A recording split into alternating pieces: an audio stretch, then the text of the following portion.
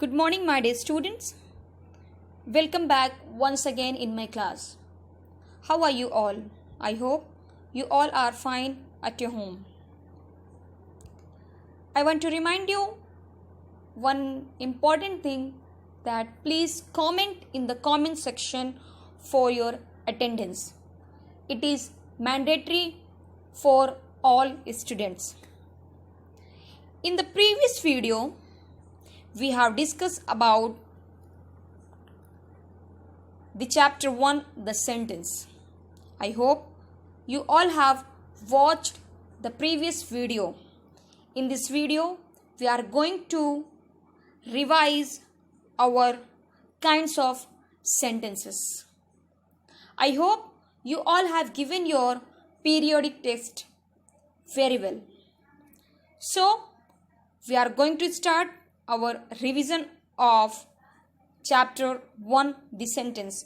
My dear student, this is very important that many times in the revision also I have explained to you that sentence, why we need sentence, why we need language.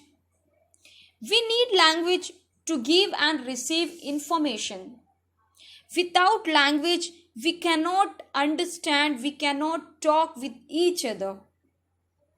And we can't express our ideas with other people. And we cannot receive the idea from other people also. Without knowing the language, we cannot talk at all. That is why here a collection of words without a proper arrangement does not make a sense. That is why we cannot understand the language at all. And if the arrangement of words are in the proper way and it is easy to write and it is easy to say. So for such communicative purpose, we make some arrangement of words and these words are called sentences, my dear students. So I am going to repeat once again a small definition to you that a sentence. What is a sentence? So a sentence is a group of words which makes complete sense. Without a proper arrangement of words, we cannot make sentence at all. So that is why we use sentences to say something. And again, here is a parts of sentences. We know that first one is about the subject and second one is about the verb. So parts of sentences, and in that there is a main two things. First one is subject and second one is verb. In other language means in other word we also called verb as a predicate. Okay. So first we will study about the subject. We know that the subject of a sentence names a person. Then the subject of a sentence names a person, names a place, names a things, names ideas, and it tells us who or what the sentence is all about. Okay. Now the next is verb, that is predicate. So here verb, words which express some action or work of the subjects are called verb. In the easy language, my dear students, you can remember that all doing and action word are verbs. All doing or action words are verb. How? You can see in the example. First one you can see that subject and verb. Here we know that the subject is a name of a person, place, things or ideas. So here Ravi is a name of a person. Name of a person is running. What he is doing? Ravi is running. Means he is doing action. He is doing action. That is why is running is verb and the word Ravi is subject. Like that. Second example, Dev and Sunil. What are they? They are subject here. Why they are subject here? Remember one thing, that the subject of a sentence names a person, place, things or ideas.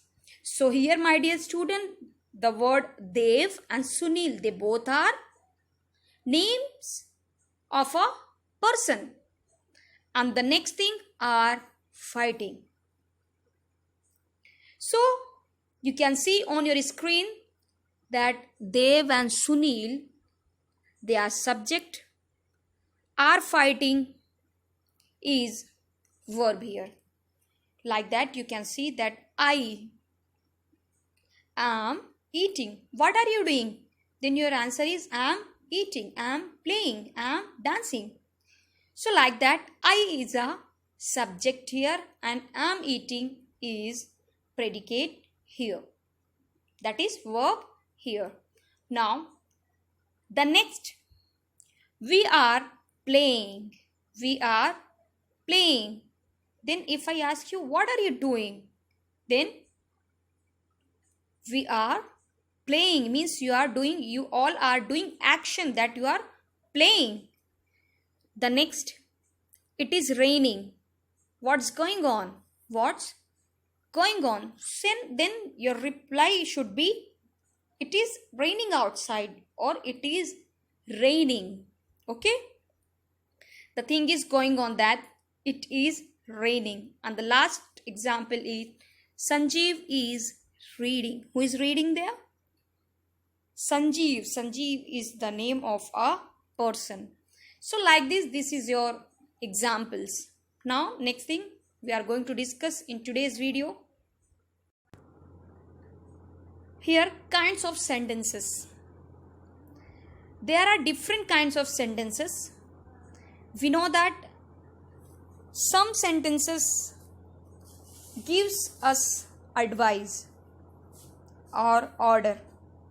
Some ask questions and some may give information too. But how?